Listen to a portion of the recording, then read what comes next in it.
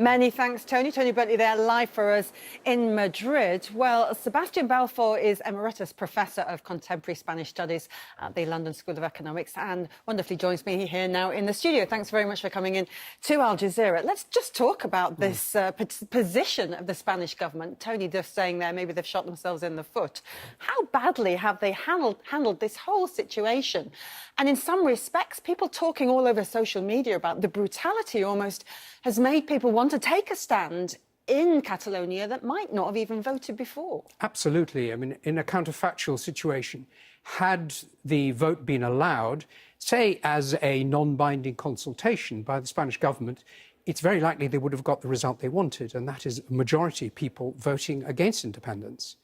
This way, it's been very counterproductive indeed, and I think a lot of people who might not be convinced about independence have been swung over to it. I mean, there's no way of proving this, obviously, because the vast majority of those who've gone to the polls are those who are going to vote independence anyway, because those who don't want independence have always stated that they will boycott the referendum.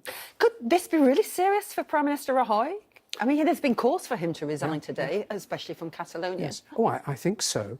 The problem is Rajoy's government is a minority government, and it depends on negotiation and support from other parties in the parliament.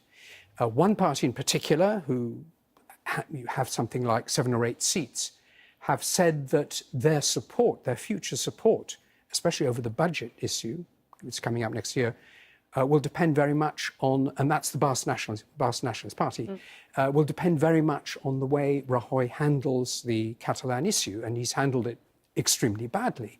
The use of force and pure legality without any political approach at all, I think has been profoundly counterproductive.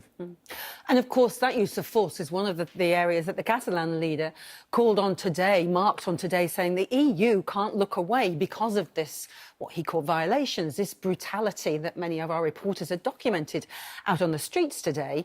Do you think the EU will respond, will actually come to that call from the Catalonian? We've had a statement from the Belgian Prime Minister who has condemned the violence. We've had the Slovenian Prime Minister expressing concern. Otherwise, not much response not much from government, not much response from the EU. The problem for the nation states in Europe is that there are many secessionist movements, quite a number. Well, we know about Scotland, of course, but there's Padania, there is Flanders, in Spain itself, there's the Basque Country as well. So that there's not enormous interest. In fact, there's a certain degree of insecurity about encouraging any form of secession. So, and also, of course, the EU has been pretty adamant that Catalonia will not remain a member of the EU if it achieves independence. And this, of course, would be an enormous blow to the Catalan independence movement that sees itself as profoundly European. Yeah. The battle lines are drawn. We've heard from both parties, if you like, today. What happens next? I mean, the Prime Minister did actually leave that door open for dialogue in one of his comments. Do you think there's any chance that they will speak, or are we just going to see them more entrenched as we wait for the vote? I don't think there's going to be any dialogue, simply because they're both very committed to their positions. Rajoy has always said he's open for dialogue, but the dialogue would be about deepening the rights of the autonomy, not about secession, not about independence, whereas the Catalan government has always said this is about independence or nothing. Yeah. So what's the likely result? As I said, I've said already that this is an unstoppable force against an immovable object, and I think the result is likely to be rather serious. That is to say that in 48 hours, the independence movement might well declare a victory, say that a majority have voted for independence. The majority would be the majority of those of the turnout, irrespective of the number of people who've turned out to vote. That's the law of the referendum. What is Rajoy's response likely to be?